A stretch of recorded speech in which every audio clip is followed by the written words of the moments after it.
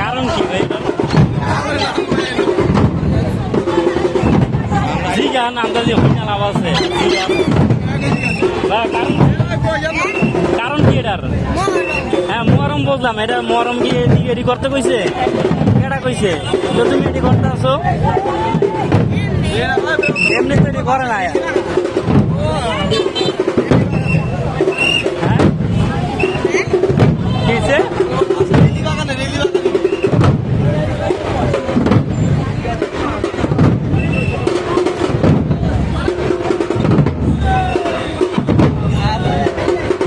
টাকা পয়সা দিচ্ছে দেয় নাকি তোমার?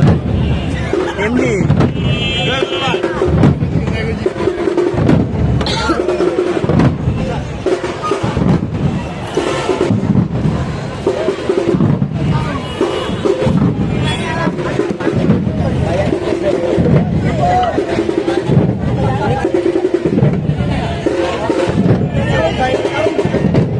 বুঝি না এটা কি মহরম ভাই, আপনারা বুঝেন না? হ্যাঁ আপনাকে ধর্ম করতে হয়। আপনি কি ভাই হিন্দু ভাই, আমি তো আপনাকে ধর্ম করতে হয় এটাই। কোনো ধর্মে নাই ভাই, এটা ফের বুঝেন না? ঠিক আছে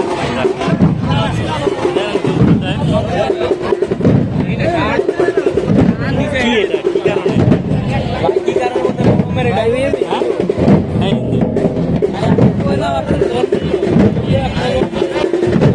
বড় ভাই হিন্দু। আচ্ছা আপনি মুসলিম না, আপনি তো বলতে পারেন ধর্মে এটা নাই ভাই, নাই নাই নাই তাহলে আপনি হুজুর কত নাই আমি জানি না, এটা নাই ভাই। ভাই না থাকলে কেমন করে করে? এরা করে, এরা আলাদা বেদাত তৈরি করে, আলাদা ফেতনা তৈরি করে। আপনার ধর্ম কি বিহারি বলে? বিহারি বিহারি কোনটা? বিহারি মুসলমান বিহারি ইন্ডিয়ান এইসব করে।